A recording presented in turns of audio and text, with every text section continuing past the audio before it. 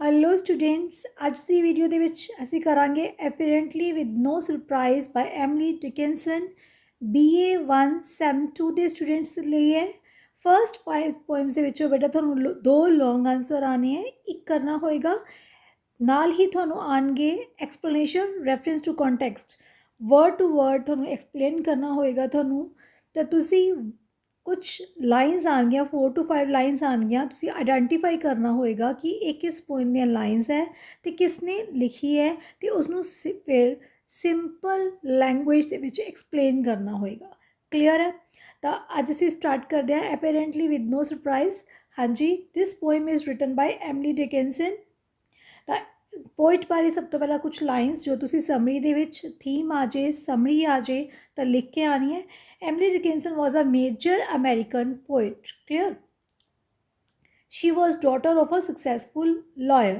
She started writing poetry in her 20s. Clear? 20s मतलब अजे 20 साल ਦੀ ਸੀ ਉਦੋਂ ਹੀ ਲਿਖਣਾ ਸ਼ੁਰੂ ਕਰ ਦਿੱਤਾ। Wrote early 20s मतलब अजे 20 साल ਦੀ ਵੀ नहीं हुई सी। Wrote more than 1700 poems but only 7 were published in her lifetime. ਤਾਂ ਸਿਰਫ 7 ਹੀ ਪਬਲਿਸ਼ ਹੋਈਆਂ ਉਹਦੀ ਜਦੋਂ ਉਹ ਜ਼ਿੰਦਾ ਸੀ। ਹਰ ਪੋਇਮਸ ਕਿਸ ਚੀਜ਼ ਨਾਲ ਡੀਲ ਕਰਦੀ ਉਹਦੀਆਂ ਪੋਇਮਸ? ਹਿਊਮਨ ਕੰਸਰਨ ਸੱਚ ਐਜ਼ ਲਵ, ਪੇਨ, ਫੇਮ, ਪਿਆਰ, ਦੁੱਖ, ਮਸ਼ਹੂਰੀ, ਮੌਤ, ਇਮੋਰਲਿਟੀ। ਕਲੀਅਰ? ਠੀਕ ਹੈ। And reflect N intense painful inner struggle. ਤਾਂ ਇਹਦੇ ਵਿੱਚੋਂ ਤੁਸੀਂ 4-5 ਵਰਡਸ ਲਿਖ ਦਿਓ, ਇੱਕ ਲਾਈਨ ਬਣਾ ਦਿਓ, ਸਫੀਸ਼ੀਐਂਟ ਹੈ ਬੇਟਾ। ਤਾਂ ਸਿੰਪਲ ਡਿਕਸ਼ਨ ਹੈ, ਇਨਰ ਸਟਰਗਲ ਦੀ ਗੱਲ ਕਰਦੇ ਹੈ, ਅਤੇ ਮੇਨ ਅਨਕਨਵੈਨਸ਼ਨਲ ਇਮੇਜਰੀ ਮਤਲਬ ਉਹਦੀ ਜਿਹੜੀ ਇਮੇਜੀਨੇਸ਼ਨ ਹੈ ਬਹੁਤ ਜ਼ਿਆਦਾ ਦੂਰ ਦੀ ਹੈ, ਅਨਕਨਵੈਨਸ਼ਨਲ ਹੈ, ਤਾਂ ਉਹ ਉਹਦਾ ਮੇਨ ਫੀਚਰ ਹੈ। ਨੈਕਸਟ ਇਸ ਪੋਇਮ ਦੀ ਅਸੀਂ ਵਰਡ ਟੂ ਵਰਡ ਐਕਸਪਲੇਨੇਸ਼ਨ ਕਰਾਂਗੇ। ਤਾਂ ਇਹ ਪੋਇਮ ਕਿਸ ਨਾਲ ਡੀਲ ਕਰ ਰਹੀ ਹੈ? ਕ੍ਰੂਅਲਿਟੀ ਆਫ ਨੇਚਰ, ਕੁਦਰਤ ਕਿੰਨੀ ਕੁ ਜ਼ਾਲਮ ਹੈ ਉਹਦੇ ਬਾਰੇ ਗੱਲ ਕੀਤੀ ਹੈ ਇਸ ਪੋਇਮ ਦੇ ਵਿੱਚ। ਹਾਂਜੀ, ਵਰਡ ਟੂ ਵਰਡ ਦੇਖੋ ਬੇਟਾ। Apparently, with no surprise to any happy flower, the frost beheads it at its play. In accidental power, the blonde assassin passes on. The sun proceeds unmoved to measure of another day for an approving God. हाँ जी, first 2 lines देखो बेटा, 2 stanza बननगे। जे explanation नहीं आती तो 2 stanza बनते हैं। Apparently, with no surprise to any happy flower. Apparently मतलब surely, clearly, definitely ਅਸੀਂ ਕਹਿ ਸਕਦੇ ਹਾਂ ਵੀ ਕੋਈ ਹੈਰਾਨੀ ਵਾਲੀ ਗੱਲ ਨਹੀਂ ਹੈ। ਟੂ ਐਨੀ ਹੈਪੀ ਫਲਾਰ, ਫਲਾਰ ਦੀ ਦੇਖੋ ਬੇਟਾ F ਕੈਪੀਟਲ ਹੈ, means this flower is also representing all the flowers of the nature. ਇਹ ਕਿਸੇ ਪਰਟੀਕੂਲਰ ਫਲਾਰ ਬਾਰੇ ਗੱਲ ਕਰ ਰਿਹਾ ਜੋ ਕਿ ਬਲੂਮ ਹੋਇਆ ਹੋਇਆ, ਖਿੜਿਆ ਹੋਇਆ। The frost beheads it at its play. ਜਿਹੜੀ frost means white ice crystal, ਜੋ ਸਰਦੀਆਂ ਦੇ ਸਮੇਂ ਦੇ ਵਿੱਚ ਛੋਟੇ ਛੋਟੇ ਬਰਫ਼ ਦੇ ਤੋਂਦੇ ਜੇ ਜੰਮ ਜਾਂਦੇ ਆ, ਉਹਨਾਂ ਨੂੰ ਕਹਿੰਦੇ ਆ ਵਾਈਟ ਆਈਸ ਕ੍ਰਿਸਟਲਸ। ਆਪਣਾ ਰੋਲ ਪਲੇ ਕਰਦੀ ਹੈ। Beheads it at its play. It ਮਤਲਬ ਫਲਾਰ, ਇਟਸ ਮਤਲਬ ਜਿਹੜੀ ਫਰੋਸਟ ਹੈ ਆਪਣਾ ਰੋਲ ਪਲੇ ਕਰਦੀ ਹੈ। ਇਨ ਐਕਸੀਡੈਂਟਲ ਪਾਰ ਮਤਲਬ to cut of the head, accident ਕਰ ਦਿੰਦੀ ਹੈ ਮਤਲਬ ਮਾਰ ਦਿੰਦੀ ਹੈ ਉਸ ਫਲਾਰ ਨੂੰ। ਜਿਹੜੀ ਫਰੋਸਟ ਹੈ, ਜਿਹੜੀ ਸੰਘਣੀ ਧੁੰਦ ਹੈ, ਤਾਂ ਮਰਡਰ ਕਰ ਦਿੰਦੀ ਹੈ। ਬਲੌਂਡ ਅਸੈਸਿਨ ਮਤਲਬ ਲੋੜ ਮਤਲਬ ਪੇਲ, ਜਦੋਂ ਕਿਸੇ ਨੂੰ ਮਾਰ ਦਿੰਦੇ ਤਾਂ ਉਹ ਪੀਲਾ ਪੈ ਜਾਂਦਾ ਜਾਂ ਫਲਾਰ ਜਿਹੜਾ ਹੈਗਾ ਉਹ ਸੁੱਕ ਗਿਆ। ਅਸੈਸਿਨ ਮਤਲਬ ਮਰਡਰ ਕਰ ਦਿੱਤਾ, ਪਾਸਿਸ ਔਨ। ਹੁਣ ਕੌਣ ਕਿਸ ਦਾ ਮਰਡਰ ਕਰ ਰਿਹਾ ਹੈ? ਫਰੋਸਟ ਮਰਡਰ ਕਰ ਰਹੀ ਹੈ ਫਲਾਰ ਦਾ। ਫਰੋਸਟ ਮਾਰ ਰਹੀ ਹੈ, ਖਤਮ ਕਰ ਰਹੀ ਹੈ ਫਲਾਰਸ ਨੂੰ। ਜੋ ਬਹੁਤ ਜ਼ਿਆਦਾ ਅੱਧੀ ਸਰਦੀ ਪੈਂਦੀ ਹੈ ਅਤੇ ਜਿਹੜੇ ਖਿੜੇ ਹੋਏ ਫੁੱਲ ਹੈ ਉਹ ਸਾਰੇ ਖਤਮ ਹੋ ਜਾਂਦੇ ਆ ਬਿਕੋਜ਼ ਆਫ ਵਿੰਟਰ। ਤਾਂ ਉਸ ਤੋਂ ਬਾਅਦ ਨੈਕਸਟ ਕੀ ਹੈ? ਦ ਸਨ ਪ੍ਰੋਸੀਡਸ ਅਨਮੂਵਡ। ਪਰ ਜਿਹੜਾ ਸੂਰਜ ਹੈ ਉਹਨੂੰ ਕੋਈ ਫਰਕ ਨਹੀਂ ਪੈਂਦਾ, ਉਹ ਆਪਣੀ ਟਾਈਮ 'ਤੇ ਹੀ ਚੜ੍ਹਦਾ ਅਤੇ ਆਪਣੀ ਟਾਈਮ 'ਤੇ ਹੀ ਢਹਿ ਜਾਂਦਾ। ਟੂ ਮੈਜਰ ਆਫ ਅਨਦਰ ਡੇ, ਅਗਲੇ ਦਿਨ ਨੂੰ ਚੜ੍ਹਾਉਣ ਦੇ ਲਈ ਉਹ ਆਉਂਦਾ, ਫਿਰ ਉਹ ਚਲਾ ਜਾਂਦਾ, ਪਰ ਉਸਨੂੰ ਕੋਈ ਫਰਕ ਨਹੀਂ ਪੈਂਦਾ ਕਿ ਉਹ ਰੋਸ਼ਨੀ ਪ੍ਰੋਪਰ ਨਹੀਂ ਦੇ ਰਿਹਾ, ਉਹਦੀ ਹੀਟ ਪ੍ਰੋਪਰ ਨਹੀਂ ਆ ਰਹੀ। ਉਸ ਦੇ ਕਰਕੇ ਕਿੰਨੀ ਕੁਦਰਤ ਹੈ, ਕਿੰਨੇ ਫਲਾਰ ਹੈ, ਉਹਨਾਂ ਦਾ ਬਲੌਂਡ ਅਸੈਸਿਨ ਹੋ ਰਿਹਾ। For an approving God, because God has given the order, it's nature. God ने डिसाइड किया कि कदों दिन होना है, कदों रात होनी है, कदों समर, कदों winter. So it's the nature is really cruel. जी ये नेचर है, कुदरत है, बहुत ज़्यादा जालम है। क्लीयर है बेटा? इस तो बाद असी नैक्सट करते हैं इस पोएम की जो समरी बाय एमली डिकिंसन। ਤਾਂ ਬੇਟਾ ਫਸਟ ਜੋ ਸਟੈਂਜ਼ਾ ਹੈ ਸਾਰਾ ਪੋਇਟ ਬਾਰੇ ਹੈ, ਇੱਥੇ ਤੁਸੀਂ ਥੋੜ੍ਹਾ ਠੀਕ ਕਰ ਲਿਓ। She has written almost 1800 poems, clear, ਇਹਨੂੰ ਸੈੱਟ ਕਰ ਲਿਓ। ਫਸਟ ਸਟੈਂਜ਼ਾ ਤੁਸੀਂ ਪੋਇਟ ਜਾਂ ਪੋਇਟਸ ਬਾਰੇ ਲਿਖਣਾ ਹੈ। Second stanza, in this poem Emily talks about of nature's power, ਕਿਹਦੇ ਬਾਰੇ ਗੱਲ ਕੀਤੀ, ਕੁਦਰਤ ਦੀ ਤਾਕਤ ਬਾਰੇ, and the philosophy of life, ਕਿ ਜ਼ਿੰਦਗੀ ਦੀ ਕੀ ਦਾਰਸ਼ਨਿਕਤਾ ਹੈ, ਕਿ ਜ਼ਿੰਦਗੀ ਨੇ ਤਾਂ ਚੱਲਦੇ ਹੀ ਰਹਿਣਾ ਹੈ। so many ups and downs will come, ਬਹੁਤ ਆਉਣਗੇ ਪਰ ਅਸੀਂ ਅੱਗੇ ਵੱਧਦੇ ਰਹਿਣਾ ਹੈ। she tells about a flower which is in full bloom, ਇੱਕ ਫੁੱਲ ਬਾਰੇ ਗੱਲ ਕੀਤੀ ਜਿਹੜੇ ਚੰਗੀ ਤਰ੍ਹਾਂ ਖਿੜਿਆ ਹੋਇਆ ਹੈ। at one point of time but it's destroyed as a winter approaches, ਜਿਵੇਂ ਸਰਦੀਆਂ ਆਉਂਦੀਆਂ ਤੇ ਇਹ ਖਤਮ ਹੋ ਜਾਂਦਾ ਹੈ।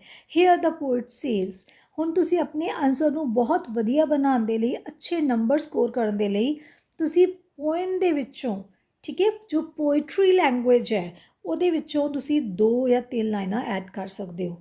The blonde assassin passes on, the sun proceeds unmoved, fine, ਤਾਂ ਇਹ ਲਾਈਨਾਂ ਤੁਸੀਂ ਐਡ ਕਰ ਸਕਦੇ ਹੋ। 2 ਕਰਨੀਆਂ 2 ਕਰ ਲਓ, 3 ਕਰਨੀਆਂ 3 ਕਰ ਲਓ, ਜੋ ਰੈਲੀਵੈਂਟ ਲੱਗਦੀਆਂ, ਜਿन्हें ਤੁਸੀਂ ਯਾਦ ਵੀ ਕਰ ਸਕਦੇ ਹੋ। The sun which plays its daily role is not affected the moment flower falls, as it is busy and has to rise the next day। Emily Dickinson emphasizes the discipline followed by the nature, कि कुदरत अपना discipline follow करती है। ਜਦੋਂ ਦਿਨ ਹੋਣਾ ਉਦੋਂ ਦਿਨ ਹੋਏਗਾ, ਜਦੋਂ ਰਾਤ ਹੋਣੀ ਉਦੋਂ ਰਾਤ, ਜਦੋਂ ਠੰਡ ਹੋਣੀ ਉਦੋਂ ਠੰਡ। ਕੁਦਰਤ ਨੂੰ ਕੋਈ ਫਰਕ ਨਹੀਂ ਪੈਂਦਾ ਕਿ ਜ਼ਿਆਦਾ ਠੰਡ ਹੋਣ ਨਾਲ ਫੁੱਲਾਂ 'ਤੇ ਜਾਂ ਨੇਚਰ 'ਤੇ ਜਾਂ ਕੀ ਅਸਰ ਪੈ ਰਿਹਾ। As it has to follow what God wants, and nature ਕਿਹਨੂੰ ਫੋਲੋ ਕਰ ਰਹੀ ਹੈ, ਕੁਦਰਤ ਕਿਹਨੂੰ ਫੋਲੋ ਕਰ ਰਹੀ ਹੈ, ਉਸ ਪਰਮਾਤਮਾ ਨੂੰ। ਐਂਡ ਅਪਰੂਵਸ, ਜੋ ਪਰਮਾਤਮਾ ਅਪਰੂਵ ਕਰਦਾ ਹੈ। ਵਟ ਐਵਰ ਪਲਾਈਟ ਮਤਲਬ ਦੁਰਦਸ਼ਾ, comes to any of his creations, his मतलब परमात्मा ਦੀਆਂ ਜੀ ਕ੍ਰੀਏਸ਼ਨ ਨਾਲ ਜੋ ਮਰਜ਼ੀ ਹੋਵੇ, ਪਰ ਕੁਦਰਤ ਦੇ ਜੋ ਨਿਯਮ ਬਣੇ ਹੈ, ਜੋ ਰੂਲ ਬਣੇ, ਉਹ ਐਜ਼ ਇਟ ਇਜ਼ ਚੱਲਣਗੇ। he is the one to oversee their life cycle, ਤਾਂ ਉਹਨੇ ਹੀ ਦੇਖਣਾ ਹੈ ਕਿ ਕਿਹਨੂੰ ਕਿੰਨੀ ਲਾਈਫ ਦੇਣੀ ਹੈ ਤੇ ਕਿਹਨੂੰ ਕਿੰਨਾ ਕਦੋਂ ਤੱਕ ਦੇਣੀ ਹੈ ਤੇ ਕਦੋਂ ਖਤਮ ਕਰਨਾ ਹੈ। the sun eats away the frost and then its light diminishes, ਸੂਰਜ ਕੋਲੋਂ ਤਾਕਤ ਹੈ ਕਿ ਜਿਹੜੀ ਫਰੋਸਟ ਹੈ ਉਹਨੂੰ ਖਤਮ ਕਰ ਦੇਵੇ, ਖਤਮ ਕਰ ਲਵੇ ਬਾਈ ਈਟਿੰਗ। ਜੇ ਸੂਰਜ ਦੀ ਰੋਸ਼ਨੀ ਹੋਏਗੀ, ਧੁੱਪ ਹੋਏਗੀ, ਤਾਂ ਡੈਫੀਨੇਟਲੀ ਉਹ ਸੰਘਣੀ ਧੁੰਦ ਨਹੀਂ ਹੋਏਗੀ, ਉਹ ਬੂੰਦਾਂ ਨਹੀਂ ਹੋਣਗੀਆਂ, ਆਈਸ ਕ੍ਰਿਸਟਲ ਨਹੀਂ ਹੋਏਗੀ, ਤਾਂ ਉਹ ਫਲਾਵਰਸ ਖਿੜੇ ਰਹਿਣਗੇ। In the end of the day the sun is all set, ਕਿ ਸੂਰਜ ਸੈਟ ਹੋ ਜਾਂਦਾ ਹੈ। To rise again the poet defends the frost by calling its blonde, it is not a culprit because according to her it also works as God wishes, ਜਿਵੇਂ ਪਰਮਾਤਮਾ ਚਾਹੁੰਦਾ ਹੈ। the happening is an accident, the action of the winter frost according to her is not deliberate, ਮਤਲਬ ਜਾਣਬੁੱਝ ਕੇ ਨਹੀਂ ਕਰ ਰਿਹਾ। Frost ਆਪਣੇ ਆਪ ਨਹੀਂ ਕਰ ਰਹੀ ਕੁਛ, ਸੂਰਜ ਆਪਣੇ ਆਪ ਨਹੀਂ ਕਰ ਰਿਹਾ, ਇਟ ਇਜ਼ ਗੋਡਸ ਅਪਰੂਵਲ, ਪਰਮਾਤਮਾ ਦੀ ਰਜ਼ਾ ਦੇ ਵਿੱਚ ਹੋ ਰਿਹਾ ਹੈ। the action of the winter frost according to her is not deliberate, the flower blooms from a bud its infancy to full maturity, ਜਿਹੜਾ ਫੁੱਲ ਉਹ ਖਿੜਦਾ ਹੈ, ਪਹਿਲਾਂ ਇੱਕ ਉਹ ਕਲੀ ਬਡ ਹੁੰਦਾ ਹੈ, ਫਿਰ ਉਹ ਪੂਰਾ ਫਲਾਰ ਬਣ ਜਾਂਦਾ ਹੈ। The poet rules out any possibility of a doubt as she is firm on the line up of events, ਤਾਂ ਪੋਇਟ ਨੂੰ ਕਲੀਅਰ ਹੈ ਕਿ ਕਿਸ ਤਰ੍ਹਾਂ ਉਸ ਪਰਮਾਤਮਾ ਨੇ ਪੂਰੀਆਂ ਈਵੈਂਟਸ ਨੂੰ ਲਾਈਨ ਅਪ ਕਿਵੇਂ ਬਣਾਇਆ ਹੋਇਆ ਹੈ, ਕਿ ਫੁੱਲ ਨੂੰ ਕਦੋਂ ਖਿੜਾਉਣਾ ਹੈ, ਕਦੋਂ ਉਹਨੂੰ ਖਤਮ ਕਰਨਾ ਹੈ, ਕਦੋਂ ਸਵੇਰ ਹੋਣੀ ਹੈ, ਕਦੋਂ ਸ਼ਾਮ ਹੋਣੀ ਹੈ। nobody can wish for the flower to exist till eternity or to fail the laws of nature, ਅਸੀਂ ਕਦੀ ਵੀ ਕਿਸੇ ਚੀਜ਼ ਨੂੰ ਹਮੇਸ਼ਾ ਲਈ, ਐਟਰਨਿਟੀ ਲਈ, ਹਮੇਸ਼ਾ ਲਈ ਨਹੀਂ ਰੱਖ ਸਕਦੇ। ਜੋ ਚੀਜ਼ ਆਈ ਹੈ ਉਹਨੇ ਜਾਣਾ ਹੀ ਜਾਣਾ ਹੈ, ਜੋ ਫੁੱਲ ਖਿੜਿਆ ਉਹਨੇ ਖਤਮ ਹੋਣਾ ਹੀ ਹੋਣਾ ਹੈ। thus the situation described in this short poem is simple and describes the laws of nature।